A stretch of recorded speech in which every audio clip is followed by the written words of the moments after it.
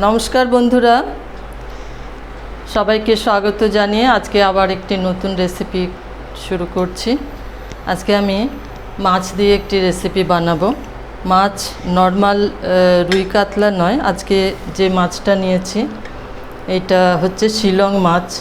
এটা বম্বে, পুনা, মহারাষ্ট্রের সাইডেরই মাছ হচ্ছে এটা। তো এটাকে আজকে আমি রান্না করে দেখাচ্ছি কেমন করে করি দেখুন। চলুন তাহলে রান্নাটা শুরু করি।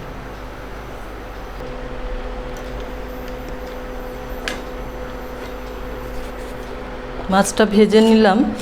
মাছটা আমি ভেজে রেখেছিলাম। এবার তেলটা গরম হয়ে রয়েছে। আমি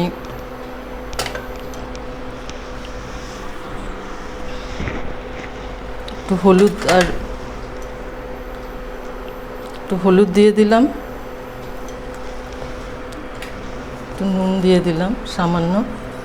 এবার এই আলুগুলো, এতে আমি আলু ইউজ করছি, তো আলুটা সেদ্ধ করে আর কেটে রেখেছি এরকমভাবে লম্বা লম্বা করে। এবার এই হলুদ নুন দিয়ে আমি আলুটাকে একটু ভেজে তুলে নেব।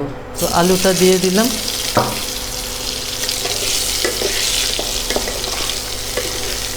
একটু লাল করে ভেজে আমি আলুটা তুলে নেব।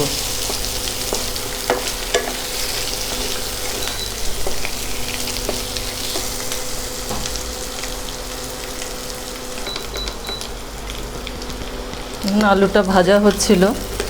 আলুটা আমি এবার সেদ্ধও আছে, একটু ভেজে নিলাম। আমি এটাকে আবার তুলে রাখছি। তুলে রাখলাম। আরও একটু তেল লাগবে। আমি একটু সর্ষের তেল আবার দিয়ে দিলাম।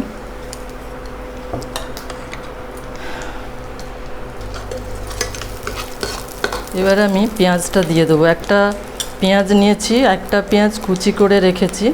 এইটা এবার দিয়ে দেবো আমি এখানে।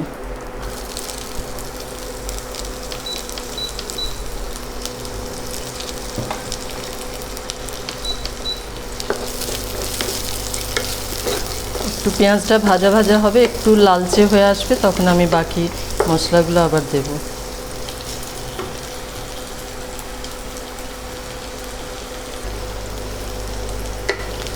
পেঁয়াজটা ভাজতে নিয়েছিলাম, তো এটা বেশ একটু লাল লাল ভাজা হয়ে গেছে। আমি না পেঁয়াজটাকে এবার তুলে রাখছি। পেঁয়াজ ভাজাটা তুলে রাখলাম। এবারে আমি বাকি মশলাগুলো আবার দেব। তার মধ্যে এখন আমি পেঁয়াজ বাটা রেখেছি, বাটাটা দিয়ে দিলাম। এখানে একটা মাঝারি সাইজের পেঁয়াজ বাটা দিলাম, আর একটা পেঁয়াজ কুচি করে সেটা আমি ভেজে নিলাম। পেঁয়াজটা দিলাম। এবারে এখানে 1 চামচ আছে আদা আর রসুন বাটা, দুটো মিলিয়ে 1 চামচ আছে, এটা দিয়ে দিলাম। এগুলো একটু সব ভাজা ভাজা হবে। আর একটা জিনিস দেব, যেটা হচ্ছে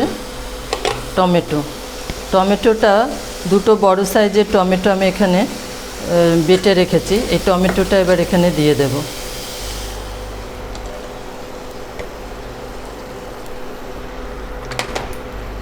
এবার এই টমেটো, পেঁয়াজ আর আদা বাটা সবটা ভালো করে একটু কষাতে হবে। তো এটা হতে থাকুক।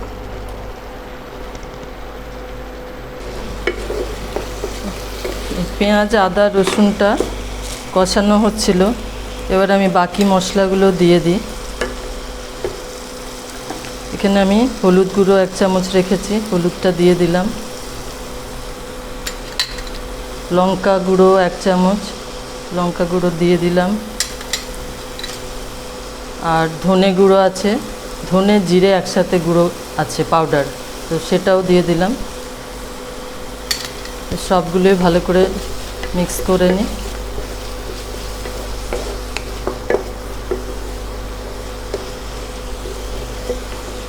আর একটু নুন দিতে হবে। নুন আমি যতটা ঝোল বানাবো অতটা নুন আমি দিয়ে দিচ্ছি। নুনটা দিয়ে দিলাম। এবার এটা আরেকটু কষে নিই। তারপর আমার যেমন জল লাগবে সেরকমভাবে জল দেব।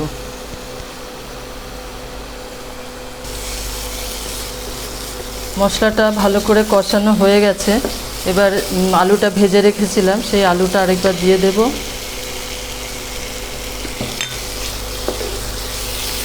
আর এই মাছটা খুব নরম হয়, তাই মাছটা দিয়ে জল দিয়ে মাছটা দিয়ে বন্ধ করে দেব। আলুটাও কষানো হয়ে গেছে, নুন সব দিয়ে দিয়েছি আমি।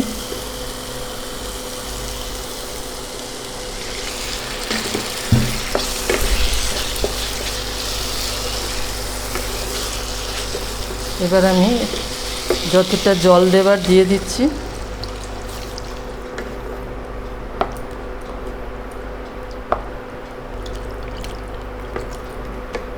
জল দিয়ে দিলাম, আর এবার মাছটা দিয়ে এটাকে একটু ফুটতে দিতে হবে।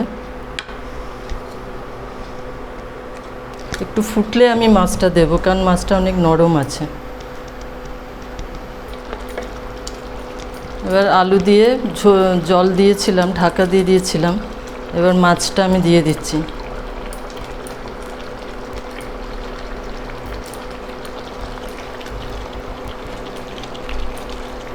মাছটা দিয়ে দিলাম।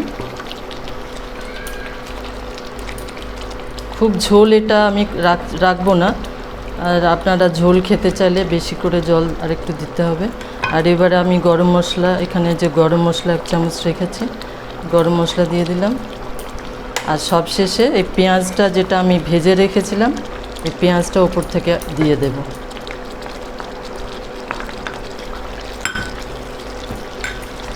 পেঁয়াজটা দিয়ে আর একবার একটু 2 মিনিটের মতো এটা ফুটতে দেব।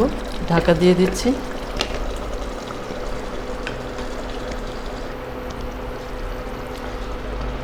এবার আমি দেখি ঢাকাটা খুলে কি হলো। এটা হয়ে গেছে। আমি এখানে এই জায়গায় আমি অফ করে দিলাম। আর আমার কাছে আজকে ধনেপাতা নেই, এই উপর দিয়ে ধনেপাতা দিয়ে দিলে এটা আরও টেস্টি হবে। তো এখন আমি এইভাবে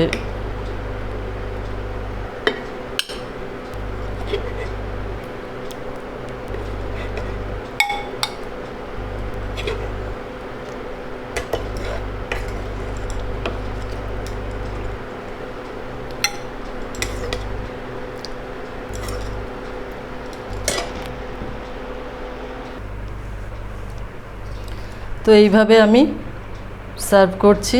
এটা ভাতের সঙ্গে খেতে খুব ভালো লাগবে, আর ফ্রাইড রাইস, জিরা রাইসের সাথেও ভালো লাগবে। বেসিক্যালি ভাতের সাথেই ভালো লাগবে। তো শিলং মাছ দিয়ে আমি এই রেসিপিটি বানালাম। এতে বেশিরভাগটা টমেটো হবে, তাই টমেটোর রেসিপি বললেও এটাকে চলবে। আর আপনারাও বানিয়ে দেখবেন কেমন লাগে। চলুন, আর পরের ভিডিওতে আবার দেখা হবে। নমস্কার।